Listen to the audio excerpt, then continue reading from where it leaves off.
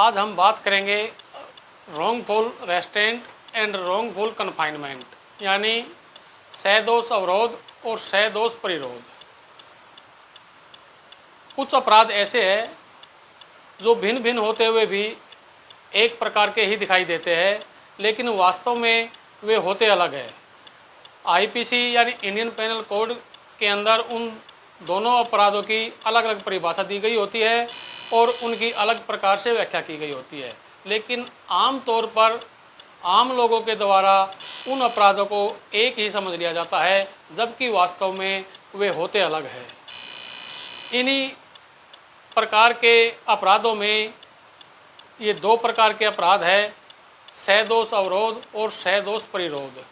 इन अपराधों को आम लोगों के द्वारा एक ही समझा जाता है, जबकि वास्तव में ये दोनों अलग अलग किस्म के अपराध हैं और इनकी अलग परिभाषा आईपीसी के तहत दी गई है और आईपीसी के तहत दोनों में ही अलग दंड का प्रावधान किया गया है।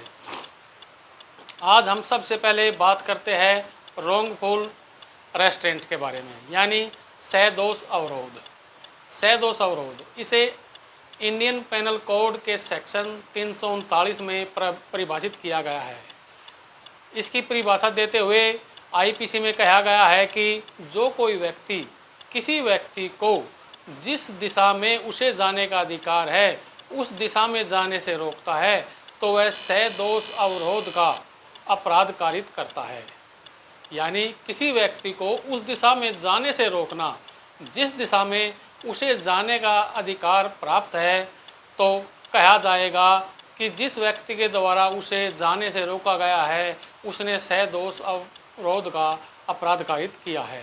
इसे हम एक उदाहरण के द्वारा समझ सकते हैं। किसी बस चालक के द्वारा अपनी बस को मार्ग में इस प्रकार से खड़ी कर देना कि पीछे से आने वाले वाहन आगे न जा सके, तो यह कहा जाएगा कि उस बस चालक ने सदोष अवरोध यानी रोंगफुल रेस्ट्रेंट का अपराध कारित किया है। इस अपराध में दंड का प्रावधान आईपीसी के सेक्शन 341 में किया गया है। इसमें कहा गया है कि जो कोई व्यक्ति सदोष अवरोध का अपराध कारित करेगा उसे 1 महीने के कारावास और 500 रुपये तक के जुर्माने या फिर दोनों से दंडनीय किया जा सकेगा। इसी प्रकार से अब हम बात करते हैं रोंगफुल कन्फाइनमेंट यानी सदोष परिरोध के बारे में। सदोष परिरोध की परिभाषा आईपीसी के सेक्शन 340 में दी गई है।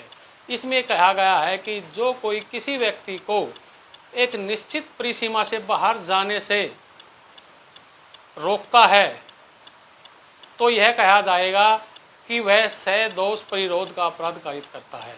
यानी किसी व्यक्ति को एक निश्चित परिसीमा से किसी भी दिशा में जाने से रोकना सदोष परिरोध का अपराध कारित करना है। इसे हम एक एग्जाम्पल के द्वारा समझ सकते हैं।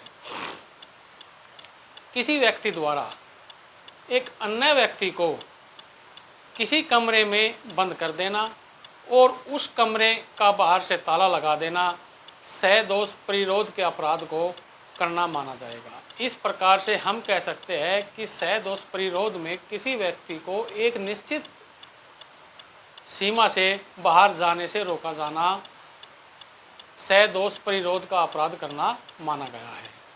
सदोष परिरोध के अपराध में दंड का प्रावधान आईपीसी के सेक्शन 342 में किया गया है।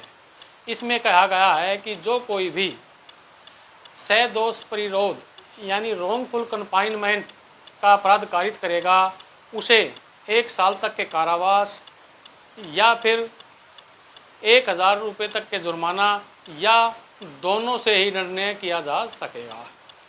ये तो हुई इन दोनों अपराधों की परिभाषा और उनमें क्या क्या दंड दिया जाएगा। अब मुख्य बात ये देखनी है कि इन दोनों में अंतर क्या है। सदोष अवरोध और सदोष परिरोध, रोंगफुल रेस्ट्रेंट एंड रोंगफुल कन्फाइनमेंट में एक ही अंतर है और वह अंतर है कि रोंगफुल रेस्ट्रेंट में सदोष अवरोध में किसी व्यक्ति को केवल एक ही दिशा में जाने से रोका जाता है और वह अन्य दिशाओं में जाने के लिए स्वतंत्र होता है, जबकि सदोष परिरोध यानी रोंगफुल कन्फाइनमेंट के ऑफेंस में किसी व्यक्ति को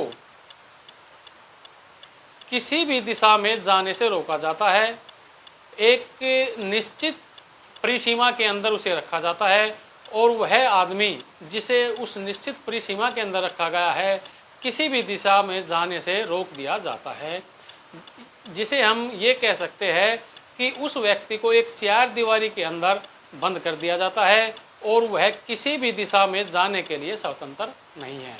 इस प्रकार से इन दोनों अपराधों के बारे में आईपीसी के सेक्शन 339 और 340 में परिभाषा दी गई है और 341 और 342 सेक्शन में इनके दंड के बारे में प्रावधान किया गया है। दोस्तों, आप सभी से निवेदन है कि मेरे इस चैनल को ज़्यादा से ज़्यादा सब्सक्राइब, लाइक और शेयर कीजिए। मैंने अपने प्रीवियस वीडियो में आपसे कहा था कि मैं जल्द ही एक वैवाहिक मामलों को लेकर सीरीज चलाने वाला हूं। मैं जल्द ही उस सीरीज़ को शुरू करूंगा और आप लोगों तक इस वैवाहिक मामलों के बारे में जितनी भी कानूनी जानकारियां मैं ज़्यादा से ज़्यादा दे सकता हूं, देने का प्रयास करूंगा। धन्यवाद।